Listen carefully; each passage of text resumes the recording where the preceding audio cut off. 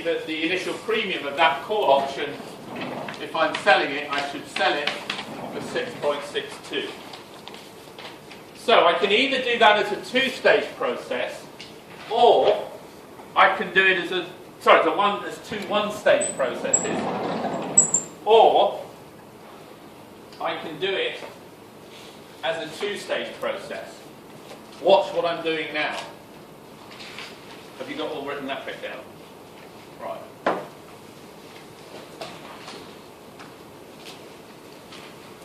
Let's suppose I want to go hell for leather and just go for C0 straight away. Alright?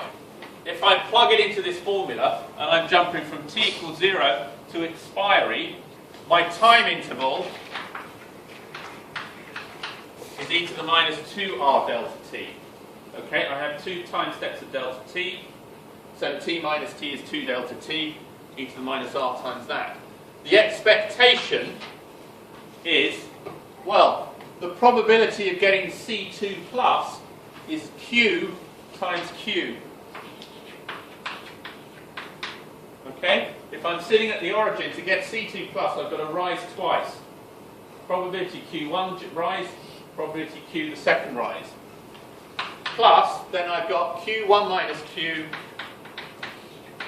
C2 0. That's the probability of getting to C2 0 by rising and then falling.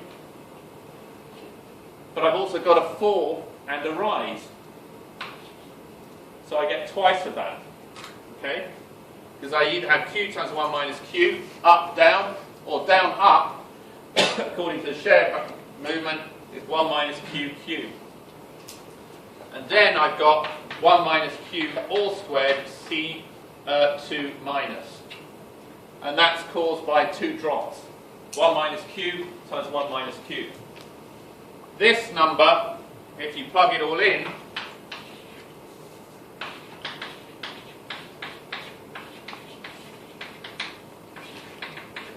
is the same number. So you can either do it by working out the intermediate values C1 plus and C1 minus, or you can sweep all the way back in a two-step process in that way. And you can see that you've got binomial coefficients coming in the... You've got this is Q squared, this is 2Q, 1 minus Q, this is 1 minus Q squared. Those are the binomial coefficients.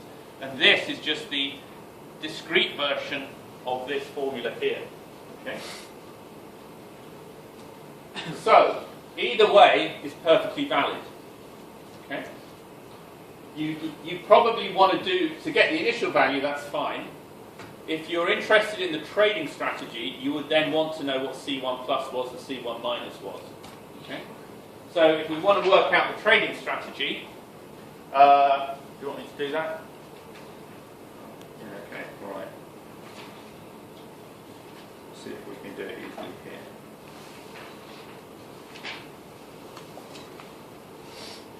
Alright, let's do it then. Alright, okay. So, I've got, if I write that option, I've got 6.62 pence from you up front as a holder. Okay? 2 steps down the line, I've either got to pay you 28.10 pence, or if it's in the middle state or the down state, the option expires worthless. So I certainly better be able to turn 6.62 into 28.10, because otherwise I'm not going to cover my costs. Okay? So how am I going to do that? Again, replicating portfolio. So replicating portfolio, right, and I do exactly the same thing here. So what I do is I start at t equals 0, and I require a portfolio. So at t equals 0, I buy phi 0 shares, or phi 0 of the underlying asset, and I have psi 0 in cash. So what do? I choose phi 0 and psi 0 so that at t equals 1, the value of my replicating portfolio, which at t equals 0 was phi 0, s 0 plus psi 0, that it rises to the C1 plus value here. So C1 plus, which I've stupidly rubbed off the board now. Someone tell me what it was. 13.64, was it? Yeah? So 13.64 has got to equal, well, what happens if I rise to the up state? I'm at S1 plus is 117.52. Okay, so that's S1 plus. And psi 0 has gone up to 1.03 something or other. 04.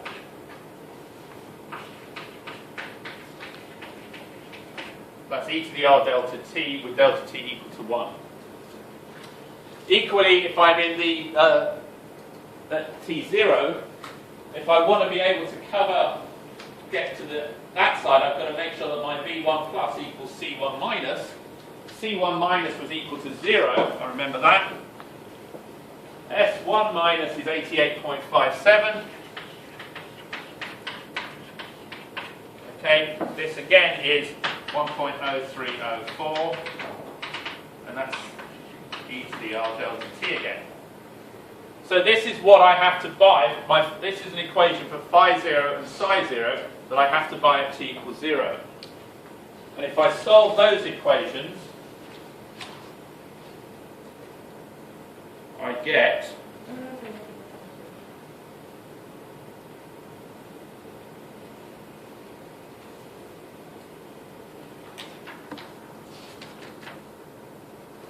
.4712,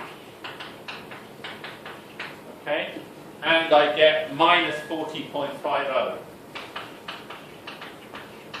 okay. So let's just go back and see what my initial value of my portfolio is. Well, it's 0.4712 times 100 minus 40.50. So now I borrow 40 from the bank, and I use that to get some shares. If I work that out, surprisingly, or not surprisingly, it's 6.62. Okay, so what does that mean? My trading strategy at t equals 0 is